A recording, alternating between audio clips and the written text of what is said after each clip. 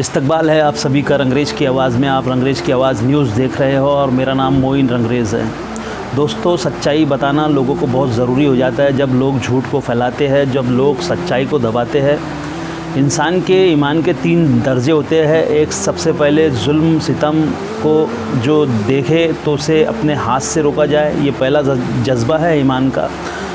दूसरा जज्बा है कि जुल्म सितम और लोगों के ऊपर जुल्म सितम आप देखो तो दूसरा उसे अपनी ज़बान से रोको। तीसरा दर्जा ईमान का ये है कि जुल्म सितम देखो तो उसको अपने दिल में बुरा जानो। इसी तरह का जुल्म सितम रोमन जो एक क्रिश्चियंस थे उस टाइम के, उनके ऊपर जुल्म सितम होता था और उनके ऊपर जुल्म सितम होने के बाद में वहाँ पे ऑर्थोडॉक्स नामक कुछ जो क्रिश्चियंस है वही उनके ऊपर जुल्म करते थे, जिसके बाद में उन्होंने रोमानियों का पूरा इलाका अपने कब्ज़े में कर लिया और वो कुस्तुनतुनिया कहलाता था। और उसको अपने कब्ज़े में करने के बाद में उन्होंने अपनी एक जो रोमन एम्पायर के अंदर एक दूसरी जगह पे एक उनकी जो है क्रिश्चियंस को की एक चर्च थी, तो उसी चर्च के मुकाबले में इन्होंने अपनी एक चर्च बनाई जिसका नाम उन्होंने आया सूफिया हागिया सूफिया ऐसा कुछ उन्होंने उसका नाम रखा। और वहाँ के लोगों के ऊपर उन्होंने जुल्म किया, वहाँ के जो रोमन कैथलिक थे। इसको कई सदियाँ बीत गई उनके जुल्म करते करते। उस वक्त फिर वहाँ पे मोहम्मद बिन फातेह नाम के जो एक योद्धा थे, जो इनके जुल्म के ऑर्थोडॉक्स जो है क्रिश्चियंस के जुल्म के बारे में उन्हें पता चला कि वो उनके ही रिलीजन के लोगों के ऊपर बहुत ज़्यादा, यानी जो कैथलिक लोग थे क्रिश्चियंस, उनके ऊपर जुल्म कर रहे हैं। तो उन्होंने सोचा कि इन्हें जुल्म से निजात दिलाई जाए और जो है इनको सच्चाई लोगों के सामने लाई जाए। तो उन्होंने वहाँ पे कुस्तुनतुनिया पे अल्लाह के रसूल मोहम्मद सल्लल्लाहु अलैहि वसल्लम ने भी कहा था कि जो कुस्तुनतुनिया फ़तेह करेगा अल्लाह ताला के वो करीब होगा और इंशाअल्लाह ताला वो जंग में हाजिर रहने वाले लोग जन्नती का जो है वहाँ पे अल्लाह के रसूल मोहम्मद सल्लल्लाहु अलैहि वसल्लम ने ऐसा बताया था कि बहुत खुश नसीब लोग होंगे। तो कुस्तुनतुनिया फिर फ़तेह करने के लिए अल्लाह की रज़ा के वास्ते वो निकले, हक़ और सच्चाई के वास्ते वो निकले वहाँ से और कुस्तुनतुनिया को फ़तह किया। इस्तांबुल जो आज का है उसे फ़तह किया। हागिया सोफिया मस्जिद का एक ऐसी चर्च थी कि उसके बारे में ऑर्थोडॉक्स को ये बताया गया था कि इस मस्जिद के अंदर जमा होने के बाद में एक फ़रिश्ता ऊपर से उतरेगा वो जो आपकी हिफाजत करेगा। तो एक सुतून होता है, मस्जिद होती है, मस्जिद के बाहर एक सुतून है। वो सुतून में से जो है आने के कोई भी गलत चीज़ अगर तुम्हारे पास में आएंगी, कोई भी ऑर्थोडॉक्स का दुश्मन आएगा तो वो वहाँ पे जल जाएगा। ऐसा ऑर्थोडॉक्स क्रिश्चियनों का मानना था और वो मस्जिद के अंदर जमा होंगे तो वो फ़रिश्ता उनकी मदद करेगा। तो दोस्तों, जैसा कि मोहम्मद बिन फातेह वहाँ पे आए और उन्होंने कुस्तुनतुनिया को फ़तह किया, जिसके बाद मस्जिद के अंदर जो आज मस्जिद है उसके अंदर वो हागिया सोफिया चर्च के अंदर सारे क्रिश्चियन ऑर्थोडॉक्स जमा हो गए। और वो जमा होने के बाद में उन्होंने वो सोचा कि कोई फ़रिश्ता आएगा और उन्हें मोहम्मद फातेह से बचाएगा। और मोहम्मद फातेह जैसे ही वो सुतून के अंदर से अंदर आएंगे और मोहम्मद फातेह शायद वो जल जाए या वो ख़त्म हो जाए, ऐसा वो लोगों का मानना था। लेकिन मोहम्मद फातेह अंदर भी आ गए और वो सुतून से उन्हें कोई फ़र्क नहीं पड़ा, कुछ उनको हुआ नहीं।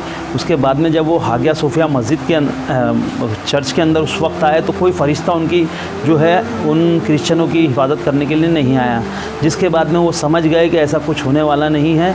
और वहाँ पे मोहम्मद बिन फातेह जो चाहते तो उन सब का कत्लेआम कर देते थे, उनको सबको ख़त्म कर देते। लेकिन वहाँ पे उन्होंने हुज़ूर मोहम्मद सल्लल्लाहु अलैहि वसल्लम जिस वक्त फ़तेह मक्का किए थे उन्होंने उसी तरह से अपना वहाँ पे वो चीज़ को अंजाम दिया। जब वो वहाँ पे पहुँचे तो उन्होंने वो जितने लोग मस्जिद में थे सबको अमान दे दिया, यानी सबको बता दिया कि आप सब अमानत में हो, आप सबकी अमानत की ज़िम्मेदारी हमारी है, हम आपको कोई नुकसान नहीं पहुंचाएंगे। अगर आप अपना जाना चाहते हो तो जा सकते हो, अगर आप यहाँ रहना चाहते हो तो यहाँ रह सकते हो, आप अपने जैसा भी है अपने हिफाजत से आप वो कर सकते हो।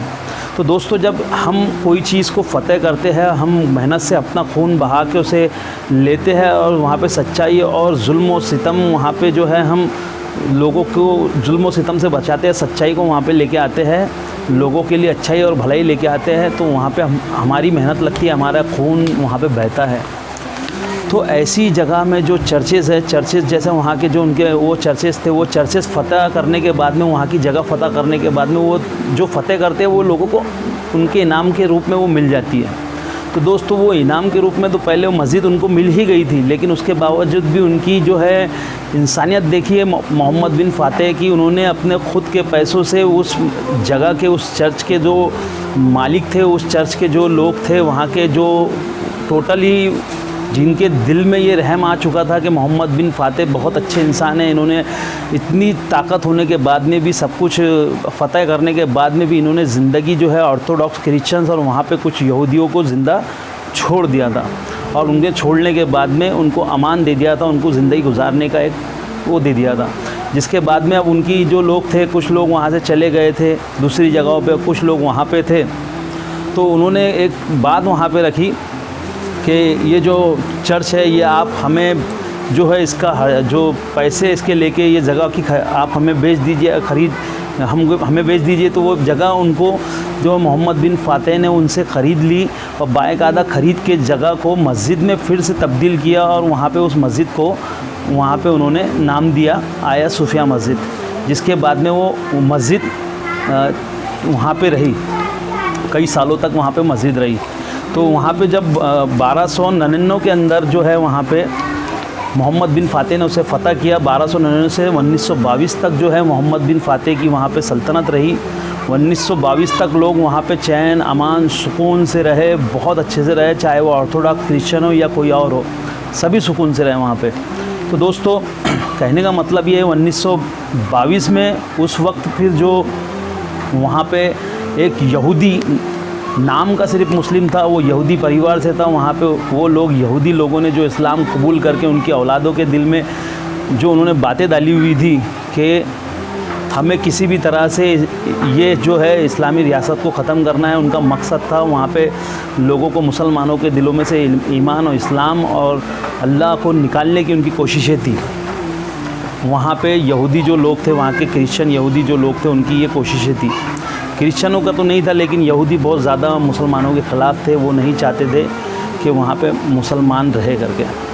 तो उन्होंने जो है वहाँ पे चालें चली, और वहाँ पे चालें चलने के बाद में एक मुस्तफ़ा कमाल पाशा अतातुर्क नाम का, जो सिर्फ नाम से मुस्लिम था, लेकिन उसकी जो फैमिली थी, उसकी फैमिली ने कई साल, 100 साल पहले जो है वहाँ पे सिर्फ नाम के लिए इस्लाम कबूल की थी, जबकि वो मुसलमान लोग नहीं थे, वो पूरी तरह से जो थे यहूदी थे, और अपने जो है अंदर से वो पूरा यहूदी निज़म, जियोनिज़म चलाते थे, और ऊपर से मुसलमान दिखते थे। तो ऐसे लोग थे वहाँ पे। तो हम बात कर रहे हैं, तो मुस्तफ़ा कमाल पाशा ने पूरा फ्रेंच लेवल का एक टारगेट शुरू किया, और वहाँ पे सेकुलरिज़म को तुर्क में बढ़ावा दिया। और वहाँ पे उन्होंने अपनी जो उस्मानी सल्तनत थी, ऑटोमन एम्पायर था, उसे ख़त्म करने के लिए जो उनका प्लानिंग था, वो प्लानिंग के ऊपर वो सक्सेसफुल हुए, क्योंकि उसके प्लानिंग के लिए वो कई 100 साल से काम कर रहे थे। तो दोस्तों वो अपने प्लानिंग के लिए काम कर रहे थे, लेकिन मुसलमान अपने जो इस्लाम और सच्चाई को बचाने के लिए कुछ काम नहीं कर रहे थे, जो आज भी हो रहा है। कई दुश्मन मुसलमान और इस्लाम को ख़त्म करने के लिए काम कर रहे हैं, लेकिन मुसलमान और अपने ख़ुद को बचाने के लिए कोई काम नहीं कर रहे हैं। तो उस वक्त भी ऐसी हुआ था कि उस वक्त मुसलमानों को ख़त्म करने की पूरी प्लानिंग कर दी गई थी। मुसलमानों को ख़त्म करने के लिए मुस्तफ़ा कमाल पाशा जैसे इंसान को खड़ा कर दिया गया था, जिसने सेकुलरिज़म का वहाँ पे निज़ाम तैयार किया।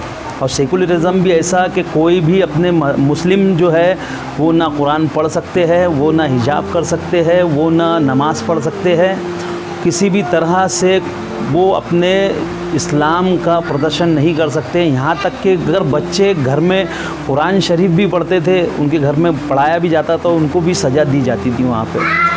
और वहाँ की जो मस्जिदें थी, वहाँ की मस्जिदों को गवर्नमेंट ने अपने ताबे ने, मुस्तफ़ा कमाल पाशा ने, वहाँ की सेना ने अपने ताबे में लेके उनके ऊपर भी अपनी ताले लगा दिए। बहुत उन्हें जो है खुला तौर से वहाँ पे इबादत करने की परमिशन नहीं दी गई। तो देख सकते हैं ये कमाल पाशा अतातुर्क ने बहुत सारा जुल्म मुसलमानों के साथ में वहाँ पे किया, जो सिर्फ नाम का मुसलमान था। और ये होते होते कई साल जो है वहाँ पे आज निकल गए। अब वो मस्जिद ख़रीदी हुई थी, उसको फ़तेह किए थे। फ़तेह करने के बाद में तो वो तो एक्चुअल में जो फ़तेह करता है जगह को, उसके अंदर में आई जाती है। लेकिन उसके बावजूद भी मोहम्मद बिन फातेह ने वो मस्जिद को ख़रीदा था, और ख़रीद के उसको मस्जिद बनाया था बाकायदा उन लोगों से जो ऑर्थोडॉक्स लोग थे, जिसके कागज़ आज भी मौजूद हैं वहाँ पे तुर्क में। लेकिन मुस्तफ़ा कमाल पाशा ने जब वहाँ पे उसको लगा कि कोई ऑर्थोडॉक्स रहते नहीं है, वो ये सोच रहा था कि फिर से इसको मैं जो क्रिश्चियन जो है चर्च में तब्दील कर दूँ, लेकिन वहाँ पे चर्च में तो क्रिश्चियन नहीं बचे थे, तो उन्होंने वो चर्च में तब्दील भी कर देता तो कोई वहाँ पे जाता नहीं। जिसके बाद उसने एक नया तरीका सोचा कि उसको म्यूज़ियम बना दिया जाए वो मस्जिद को। तो उनने उस ख़रीदी हुई मस्जिद को, मेहनत से ख़रीदी हुई फ़तेह की हुई मस्जिद को उसने चर्च से, मस्जिद से उसको म्यूज़ियम बना दिया और म्यूज़ियम बना के उसे घोषित कर दिया। और एक 100 साल की पाबंदी वहाँ पे लगा दी गई, वहाँ के लोगों पे लगा दी गई। वहाँ पे इस्लाम को नमाज़ पढ़ने पे पाबंदी थी, वहाँ पे कुरान पढ़ने पे पाबंदी थी, वहाँ पे रोज़ा रखने पे पाबंदी थी, वहाँ पे प्रैक्टिस इन इस्लाम यानी इस्लाम की कोई भी तरह की प्रैक्टिस करने पे पाबंदी लगा दिया था वहाँ के मुस्तफ़ा कमाल पाशा अतातुर्क यहूदी ने, जो अंदर से यहूदी था ऊपर से नाम का मुस्लिम था। तो दोस्तों ये हुआ वहाँ पे मुसलमानों के साथ में, ये हुआ वहाँ के लोगों के साथ में। तो वो वहाँ पे 85 साल से इस्लाम को दबाने की कोशिश की गई। 85 साल से वहाँ के लोगों को 85 से आज उस 1922 से आज वो लोगों को दबाने की कोशिश की गई। सोचिए 2022 को 100 साल हो गए उसको। आज इतने सालों से वहाँ पे जो है इस्लाम रिलीजन शरिया लॉ को ख़त्म कर दिया गया, वहाँ पे मदरसों को बंद कर दिया गया, वहाँ पे जो है हिजाब पहनने पे मना कर दिया गया। तो ये देखिए कितनी यानी पाबंदियाँ उसने लगा दिया था, जिसके बाद चाहता तो इस्लाम वहाँ से ख़त्म हो जाता। लेकिन ये अल्लाह की रहम व करम, देखिए ये अल्लाह का सबसे बड़ा रहीम व करीम है मेरा मालिक के जो इस्लाम को दबा के मिटाने की कोशिश करता है। तो अल्लाह ने भी उसे बता दिया कि इस्लाम कभी मिटने वाला नहीं है, इस्लाम को दबाने से वो दबने वाला नहीं है। इस्लाम को जितना तुम दबाओगे, इस्लाम को जितना मिटाने की कोशिश करोगे, इस्लाम अल्लाह ताला उससे 100 गुना ऊपर उभर के वो आता है। तो वहाँ के लोगों पे जब नमाज़ पे, मदरसे पे, कुरान पढ़ने पे पाबंदी लगा दी गई, तो वो पाबंदी लगाने के बाद में जो है आज वहाँ पे इस्लाम फिर से उतनी ही ताकत से उभर रहा है। वहाँ पे उतनी ही ताकत अल्लाह ताला ने वहाँ पे दिया।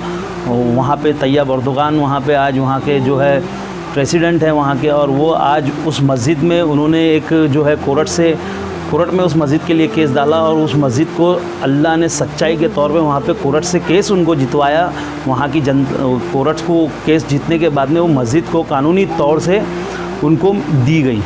तो ये है अल्लाह उसके रसूल का करम। कोई भी इंसान इस्लाम को दबाने की, कोई भी जो है इस्लाम के दुश्मन इस्लाम को दबाने की कोशिश करे, लेकिन अगर तुम ईमान पे रहोगे, तुम अल्लाह की रज़ा के लिए काम करते रहोगे और अल्लाह की इबादत करते रहोगे, तो कोई भी तुम्हें और नहीं दबा सकता। इस्लाम को कोई कभी नहीं दबा सकता। सदियाँ मिट जाएंगी, उनकी पुश्तें मिट जाएंगी, लेकिन इस्लाम ख़त्म होने वाला नहीं है। तो दोस्तों अगर आपको इसमें मेरी ये वीडियो अच्छी लगी हो तो इसे शेयर कीजिए। अगर आपको ऐसा लगता है कि ये ऐसे ही वीडियो आपको पसंद आएंगे तो कमेंट में लिखिए, आपके लिए मैं ऐसे ही वीडियो बनाते रहूँगा। और दोस्तों मेरा काम है सच्चाई को आपके सामने लाना, झूठ को बेनकाब करना। तो ये झूठ को जो लोग फैला रहे हैं उन्हें ये सच्चाई बताइए, ये सच्चाई लोगों तक पहुँचाइए। मैं आपका दोस्त मोइन रंगरेज़, बने रहिए, आपकी दुआओं में याद रखिए मुझे भी। अल्लाह हाफिज़।